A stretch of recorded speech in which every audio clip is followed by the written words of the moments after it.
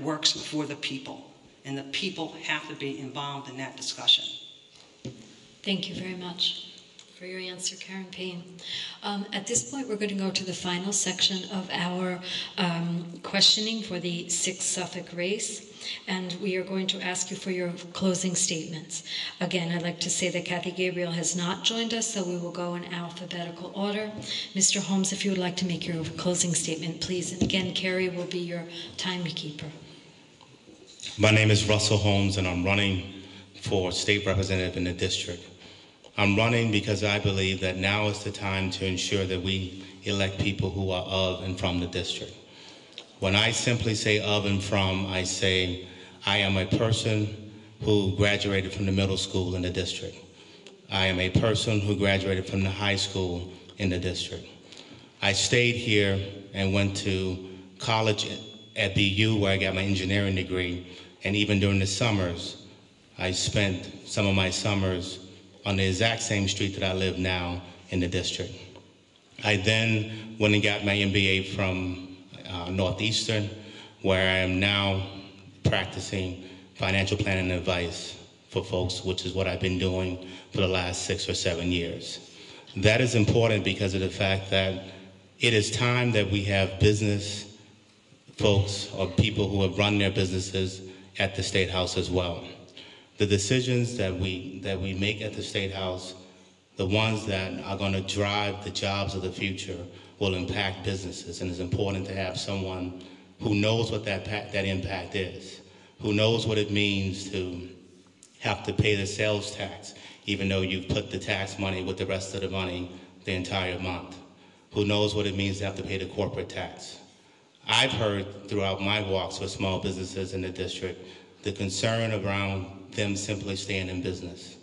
And certainly it is important for a person to be at the State House who understands those concerns. I also am running because I simply believe that it is time for us to make sure that the people who are there represent our interests.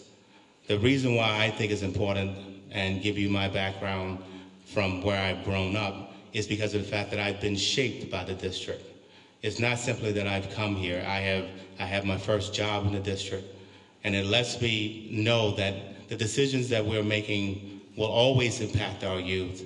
And if you decide to stay here in the district, it is important to also understand that will also impact the elderly as well. So I ask for your vote simply because of the fact that I'm going through the same process that you're going through now of trying to make the decision of who to elect. And if you're going to elect a person, I think that it's important to have a person who has not just been appointed or just been selected from the State House, but a person who has been working the district and simply has been asking to earn your vote. As I go out and knock on doors, I also have found that it is a surprise to very many people, the respect of having a candidate actually show up at the door. For so long, we've just had it in our district, the disrespect. And I think it comes simply because of the fact that so few of us vote. Was that the 30-second? That's the end. Just if you'd finish up quickly, please, Mr. Holmes. So I simply will finish with simply asking and letting you know again, I'm Russell Holmes, and I'm asking for your vote. Thank you very much. Mr. Howell, if you'd like to do your closing statement. And again, I want to point out that Carrie is your timekeeper down in front. Thank you. My name is Darren Howell, Darren D. Howell on the ballot. I want to make sure I ask you for your vote early just in case I see that card go up. But on September 14th, I definitely would like to have your vote. I believe that we need leadership that is in tune to the struggles of our district. Leadership that has a track record of addressing the issues that have been affecting us. My 4-year tenure working for Councilor Turner's office, I have taken on constituent duties regards to making sure that resources and services are given directly to the constituents once they call. Making sure that I'm there with them no matter what obstacle is being presented to them. Making sure I'm accessible. Making sure I'm held responsible for the job duty that I'm in. Being that I am Corey Challenge, I recognize the obstacles that a lot of individuals struggle with in our community in terms of just getting gainfully employed. I'm a father of 3. I recognize that I have a responsibility not only to myself, to my community, but most importantly to my family, and making sure that I leave a legacy worth remembering me by. So me running for office is to put a communities candidate in place. Difficult times calls for new leadership, new blood, new energy, new ideas, someone that is innovative and creative. So what I have done in this journey of life, I have taken on the responsibility of making sure that those that I connect with are aware of the resources that's available to make sure that they have a positive and productive life. What I have done is worked in Massachusetts state prisons, because the issues of violence is what you hear when you go to the door. How are we going to address public safety issues? And I said we need to switch the messengers. And I have developed an innovative program that allows those that have left a negative legacy in the community to be a part of the healing process and the anti-violence initiatives. That is not funded. I have done that voluntarily, traveling up to Massachusetts state prisons. I've also started my own transitional assistance program, which is not funded, located in partnership with the Massachusetts Association of Minority Law Enforcement Officers, just to show that there is a bridge to those that have been participated in the negative woes of the community, but now showing that there can be a positive light shed upon it. So that's why I would ask that you vote for me on September 14th. Because these times we just need something new, someone that has a track record of fighting, because we recognize that Beacon Hill is not going to come to Dorchester. It's not coming to Roslindale. But how do we get the residents and the constituents of our community to Beacon Hill? We need to put tangible leadership, someone that they can identify with in its place. Thank you. Thank you very much, Mr. Howell. Mr. Montero, this will be your closing statement. You have up to 3 minutes, and again, Carrie is your timekeeper. Okay, thank you. I enter this race because I want to get involved in the political system. First of all, there's a large Cape Verdean community in Boston, and I believe now it's time for us to have our own voice at State House. Because I am new to the system, I'm going to bring new ideas, new hope, and new results to the State House. I'm running because I want to serve and represent my community on this capacity. Again, my name is Divo Monteiro, and I would like to thank Ward 11 and 19 to sponsor the debate of ideas for us. As you know, we are at recession time, because some factories and a lot of companies are already shut down their business. As a result, a lot of people lost their job and are now collecting unemployment compensation. This election is not about me or the other candidate. It's about the future of our district.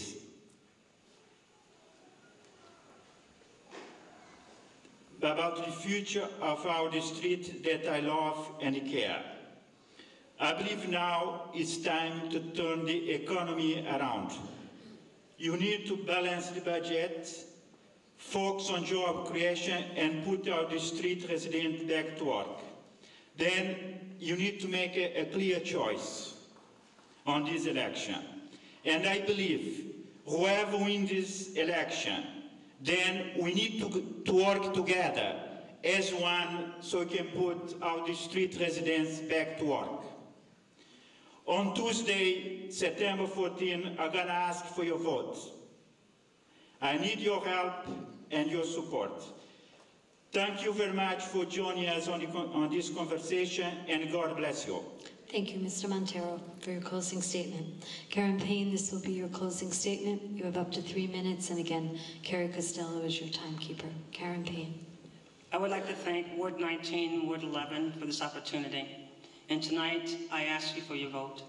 I ask you for your vote so I can go to Beacon Hill to help, to understand, and to enforce the laws that we need to go forward. I grew up in Hartford, Connecticut in the housing development, where my mother helped organize the tenants. She not only helped organize tenants in that development, but she went throughout the city helping to organize tenants. And then she went on to an organization called National Neighbors, trying to bring people together to live in harmony.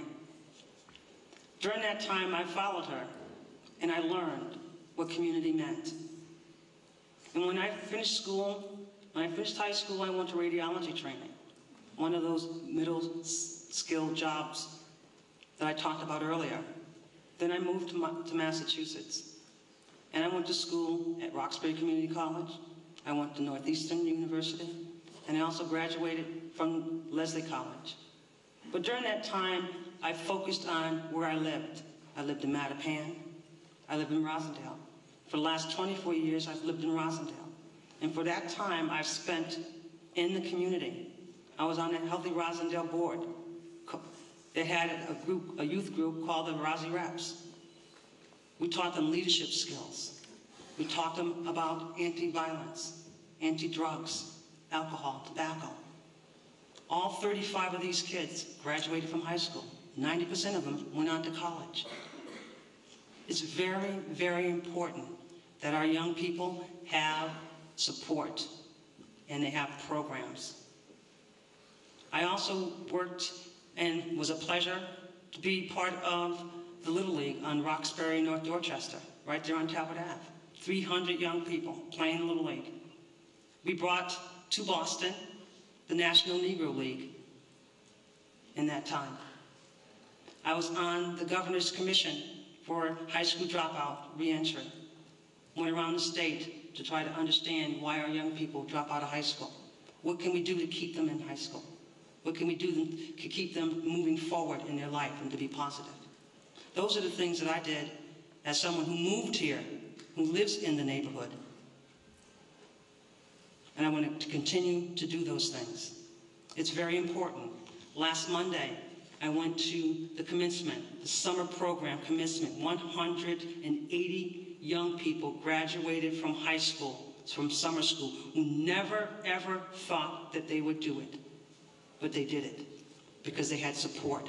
They had some of the programs that I worked on, credit recovery, the re-engagement center that's over there at the Madison School. I'm proud of the work that I've done.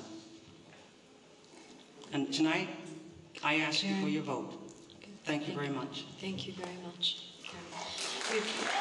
We've come to the conclusion of the section for the 6th Suffolk District. As the candidates leave the table, we thank you very much for your time and for your extreme flexibility this evening. As they leave the table, I'd also like to recognize that we've been joined by City Councilor Felix Arroyo Jr., who's in the back of the room. Thank you for joining us. Once again, Russell Holmes, Mr. Howell, Mr. Montero, Ms. Payne, thank you very much for joining us and for your flexibility this evening. All right. We go back to the part of the program for the 15th Suffolk District House race. We have with us now Representative Sanchez, Jeffrey Sanchez, who has 3 minutes for each of 3 questions and a 3-minute closing statement. The first question, Representative Sanchez, is what efforts are being